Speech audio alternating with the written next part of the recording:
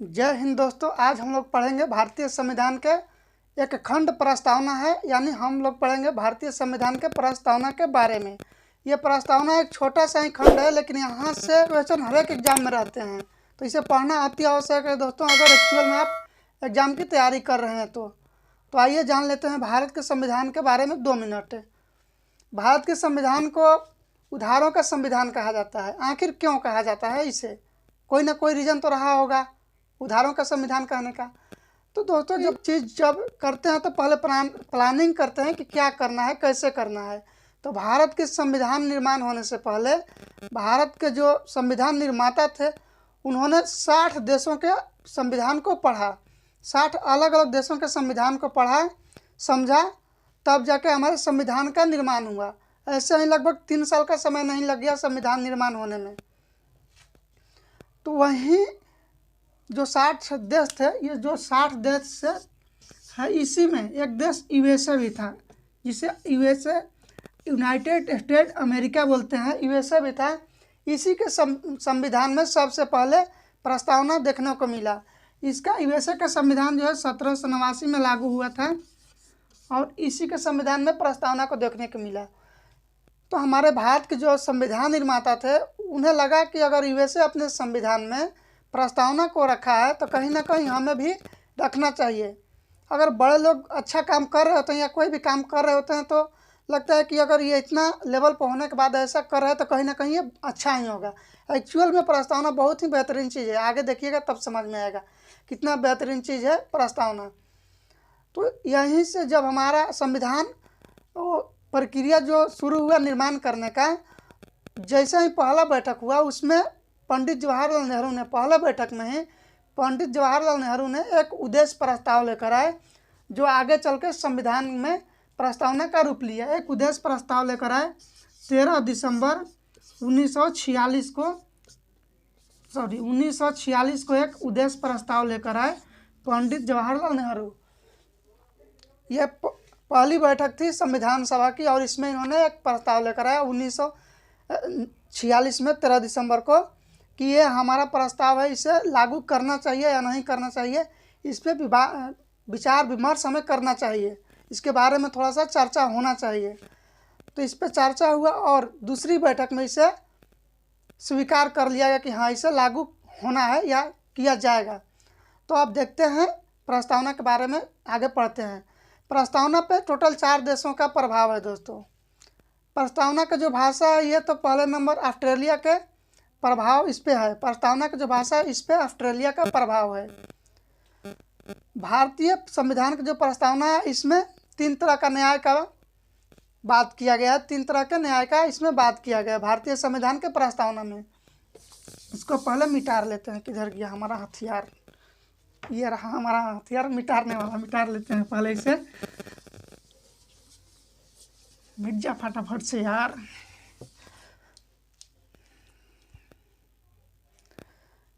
संविधान का जो भाषा है ये ऑस्ट्रेलिया से प्रभावित है और संविधान में 3 तरह का न्याय का बात किया गया है। ये जो 3 तरह का न्याय का बात किया गया है, ये 3 तरह का न्याय सबसे पहले रूसी क्रांति में एक नारा के रूप में मतलब मांग उठाया गया 3 तरह के न्याय का।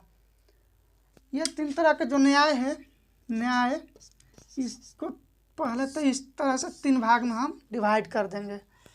एक आर्थिक न्याय के बारे में हम बात किया गया है, दूसरा सामाजिक न्याय के बारे में बात किया गया है। सामाजिक न्याय, अगर अभी तक आप लोग हमारे चैनल को सब्सक्राइब नहीं किए हैं तो सब्सक्राइब जरूर कर लीजिएगा और बेल आइकन को प्रेस जरूर कर दीजिएगा कि आगे आपको नोटिफिकेशन मिलता रहे मज़ेदार वीडियो देखने के लिए। और तीसरा राजनैतिक न्याय के बारे में बात किया गया है, मतलब कहा गया है कि भारत के जो नागरिक हैं उन्हें 3 तरह के न्याय एकदम मिलना ही चाहिए। पहला आर्थिक, दूसरा सामाजिक, तीसरा राजनैतिक। ये 3 तरह के न्याय का बात किया गया भारतीय संविधान में। आगे थोड़ा सा बढ़ते हैं और ये 3 तरह के जो न्याय है, सबसे पहले इन 3 तरह का न्याय का मांग रूसी क्रांति में किया गया था। रूसी क्रांति हुआ था दोस्तों आपका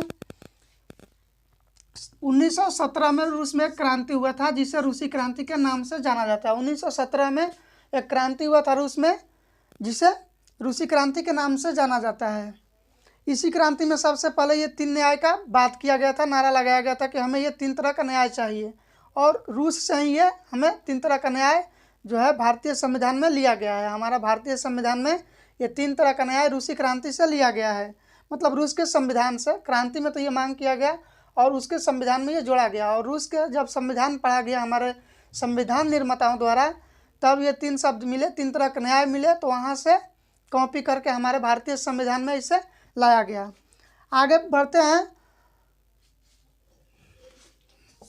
तो 2 तरह की समानता की बात किया गया। आगे थोड़ा सा देखेंगे तो भारतीय संविधान के जो प्रस्तावना है इसमें 2 तरह के समानता का बात किया गया है। ये लेते हैं हथियार और मिटा डालते हैं इसे, मतलब जो लिख रखे हैं इसको मिटा डालते हैं इस हथियार से, क्योंकि जगह भी थोड़ा सा कम है तो मिटा मिटा कहीं बताना पड़ेगा। भारतीय संविधान के प्रस्तावना में 2 तरह के समानता का बात किया गया है। भारत के जितने भी नागरिक हैं उन्हें 2 तरह के समानता मिलना ही मिलना है। वो 2 तरह के समानता कौन सा है, यहाँ पे पहले समानता हम लिख लेते हैं, फिर से तोड़ेंगे। समानता, 2 तरह के समानता, कौन कौन से 2 तरह के समानता का बात किया गया भारतीय संविधान में? तो पहला है प्रतिष्ठा, प्रतिष्ठा का बात किया गया है, और दूसरा अवसर, अवसर के बात किया गया है। 2 तरह की ये समानता जो है भारतीय संविधान के प्रस्तावना में दिया गया है, जो कि भारत के हर एक नागरिक को मिलना है। प्रतिष्ठा और अवसर की समानता मिलना ही मिलना है भारत के हर एक नागरिक को, जो भारत के नागरिक हैं उन्हें मिलना ही मिलना है। अगर भारत के संविधान को और आगे पढ़ते हैं, यहाँ पे रिजर्वेशन तो SC ST OBC वालों को मिला है हुआ है, तो हमारा यहाँ पर तो हमारे साथ अन्याय हो गया। तो भैया इसका लॉजिक सिंपल और साधारण सा एक ही है कि जो दबे कुचले लोग हैं उन्हें ऊपर लेके आना है, जो ऊपर हैं उन्हें गिराना है, इसका मकसद नहीं है। रिजर्वेशन का मकसद ये कभी नहीं है कि जो ऊपर में हैं उन्हें गिराना है, जो नीचे हैं उन्हें उनके बराबर में लेके आना है। रिजर्वेशन का ये मकसद है। अगर इस पर बहसबाजी करने लगे तो फिर घंटा 2 घंटा अपना निकल जाएगा। ये मकसद है नहीं, पढ़ने आए हैं तो पढ़ाई पर ही सीधे बात करते हैं। तो ये समानता का जो बात है, यहाँ पे अवसर जो है सबको बराबर मिलेगा, चाहे वो नौकरी हो, राजनीति हो, चाहे कोई भी मामला हो। वहाँ भारत के प्रस्तावना को पढ़ेंगे तो उसमें 5 तरह के स्वतंत्रता का बात किया गया है, 5 तरह के फ्रीडम का बात किया गया है। भारत के प्रस्तावना को पढ़ेंगे तो 5 टाइप्स ऑफ फ्रीडम के बात किया गया भारत के प्रस्तावना में, कि भारत के समस्त नागरिकों को ये 5 तरह के स्वतंत्रता मिलेगा ही मिलेगा। तो कई बार पूछा जाता है कि भारत के संविधान में इनमें से कौन से स्वतंत्रता की बात की गई है, भारत के संविधान की जो प्रस्तावना है उसमें इसमें से कौन सी मतलब स्वतंत्रता की बात की गई है। तो दोस्तों ये 5 तरह के जो है स्वतंत्रता, पहला आपका विचार का स्वतंत्रता है, विचार का स्वतंत्रता है। दूसरा जो है अभिव्यक्ति का स्वतंत्रता का बात किया गया है हमारे संविधान में। अभिव्यक्ति, अभिव्यक्ति या एक्सप्रेशन का, जैसे हम बोल रहे हैं कुछ भी यहाँ पे हम बोल रहे हैं तो ये हमें गारंटी देता है, इस बात का गारंटी देता है कि हमें बोलने का अधिकार है। ये गारंटी देता है हमें भारतीय संविधान, संविधान के प्रस्तावना में ये बात कहा गया है। भारत के जो संविधान का कुंजी ऐसा ही नहीं कहा जाता है प्रस्तावना को, मेन जो बातें यहाँ पे बताया गया है। जैसे हम लोग कोई किताब खोलते हैं तो उसमें फर्स्ट पेज में दिया रहता है कि कहाँ पे क्या क्या है, तो ठीक उसी प्रकार से ये भारत की जो प्रस्तावना है यहाँ पे मेनली बता दिया गया है कि ये भारत के नागरिकों को मिलेगा। पहला में हमें विचार की स्वतंत्रता मिलता है, दूसरा में अभिव्यक्ति का स्वतंत्रता मिलता है, तीसरा में विश्वास का स्वतंत्रता मिलता है, विश्वास का। अब ये किस तरह का विश्वास का, अभी टोटल इसके बारे में बताएंगे कैसे क्या है। विश्वास का मिलता है। चौथा हमें धर्म का स्वतंत्रता मिलता है, धार्मिक मामलों में हमें स्वतंत्रता मिलता है, धार्मिक स्वतंत्रता मिलता है।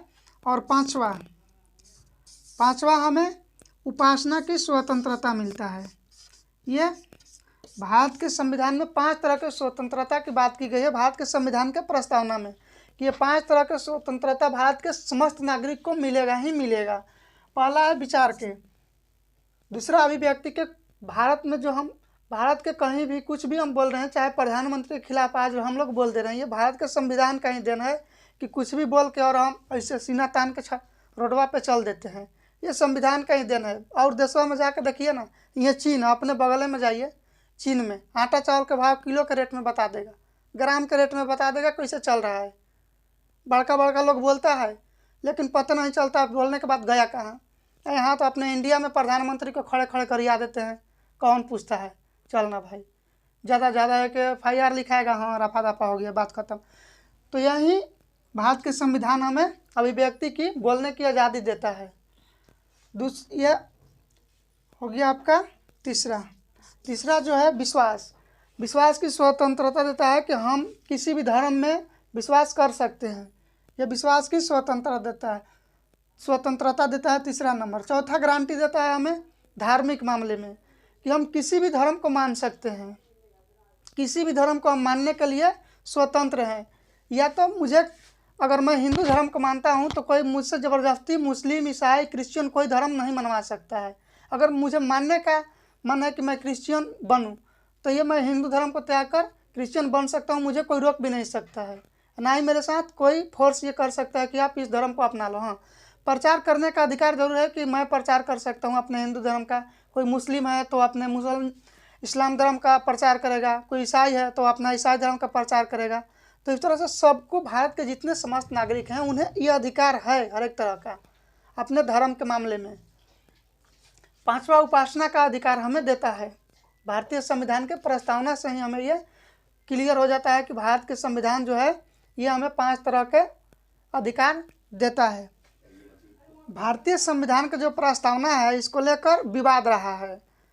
भारत के संविधान को अगर हम शरीर मान लेते हैं तो प्रस्तावना को लोग क्या क्या बोल रहे हैं उस संदर्भ में हम देखते हैं।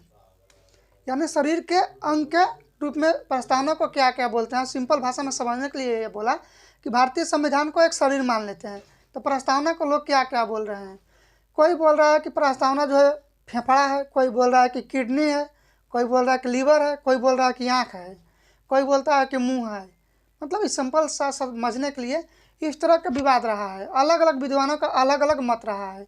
तो 1960 में एक विवाद आया सुप्रीम कोर्ट में, एक मामला आया 1960 में, बेरुवाड़ी करके एक मामला आया। ये टोटली विवाद जो है 2 मैटर के इर्द गिर्द ही घूम रहा है, हाँ और ना में।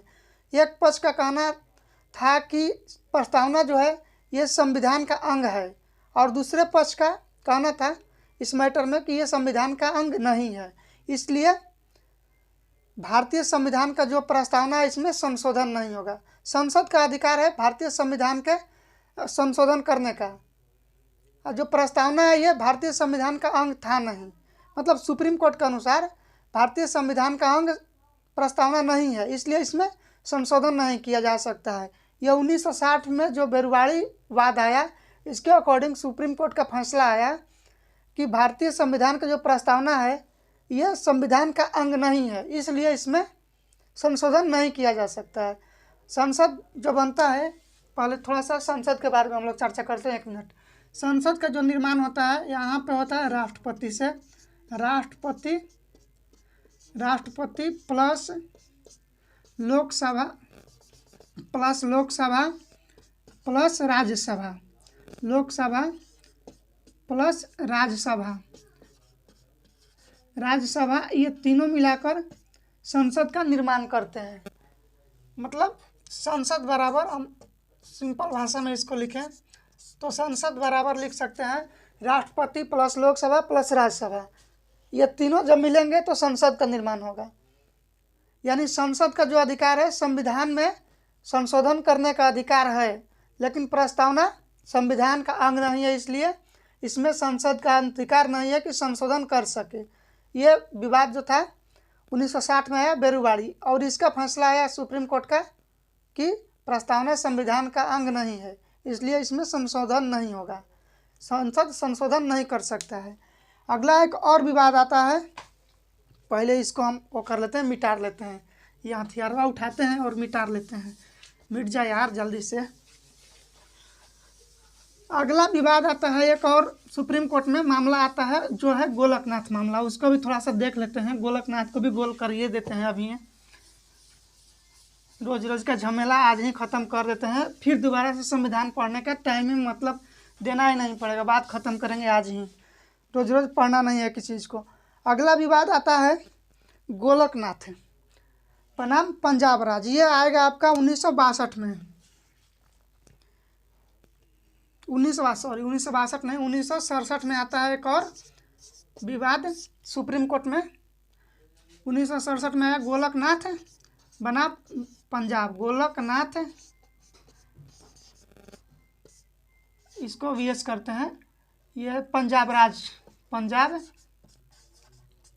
गोलकनाथ बनाम पंजाब राज करके एक विवाद आया सुप्रीम कोर्ट में। इसके अभी जो पहले आया था 1960 में, उसके 7 साल के बाद फिर एक मैटर हो जाता है और आता है विवाद सुप्रीम कोर्ट में। अब इसके अनुसार क्या फैसला आता है सुप्रीम कोर्ट का?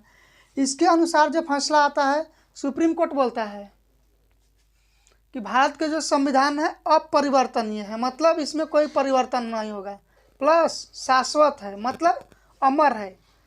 भारतीय संविधान शाश्वत है और अपरिवर्तनीय है, इसमें किसी तरह का कोई परिवर्तन नहीं होगा। लेकिन ये भारतीय जो संविधान है ना, संविधान को थोड़ा सा साइड में कर लेते हैं। ये सुप्रीम कोर्ट है, इसके पास ये अधिकार है कि अपने फैसले को बदल सकता है। वैसे तो हमारे पास भी अधिकार है, जो हम लोग गवाही देते हैं, किसी केस के मैटर में फंस जाते हैं, गवाही अगर हम देते हैं तो उस बयान को पलटने के लिए भी हमारे पास अधिकार सुरक्षित है। कोर्ट हमें यह देता है अधिकार कि आप अपने बयान को पलट सकते हैं अगर किसी ने आपके साथ ज़बरदस्ती बयानबाजी करवाया है तो। अगला मैटर हम लोग देख लेते हैं। इसके अनुसार जो 1967 में विवाद आता है गोलकनाथ वर्सेस पंजाब, इसमें सुप्रीम कोर्ट का निर्णय आता है कि संविधान जो है अपरिवर्तनीय है और शाश्वत है, इसमें किसी तरह का फिर मतलब वही टोटली मिला कर देखें तो आता है कि इसमें परिवर्तन नहीं किया जा सकता है, बदलाव नहीं किया जा सकता है। पहले वाला जो डिसीजन आया था लगभग वही डिसीजन इसमें भी आता है, बस बात का जो है चेंजिंग है और कुछ नहीं इसमें। फिर एक और आता है इसमें विवाद, लेकिन वहीं पे भीमराव अंबेडकर के अनुसार, भीमराव अंबेडकर के अनुसार अनुच्छेद 32 जो है भारतीय संविधान का आत्मा है। अनुच्छेद 32 को भीमराव अंबेडकर ने भारतीय संविधान का आत्मा कहा है। वजह यह भी इसमें हो सकता है उनका अनुसार जो भी था, बट जो इसमें कहा गया है अनुच्छेद 32 में जो कहा गया है, अनुच्छेद 32 के लेकर ही अनुच्छेद 32 ही हमें यह अधिकार देता है कि आप और हम अपने मौलिक अधिकार का रक्षा कर सकते हैं।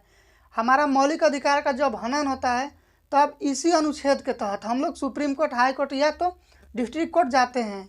अनुच्छेद 32 ही हमें अधिकार देता है अपने अधिकार को संरक्षित करने का, सुरक्षित रखने का। अब बात आता है अनुच्छेद 32 तो हमें अधिकार देता है क्लेम करने का अपने अधिकार का, और अनुच्छेद 31 जो है ये हमें संपत्ति रखने का अधिकार देता था। यानी संपत्ति का अधिकार जो पहले था, संपत्ति रखने का अधिकार मौलिक अधिकार था, अब इधर में कानूनी अधिकार हो गया है।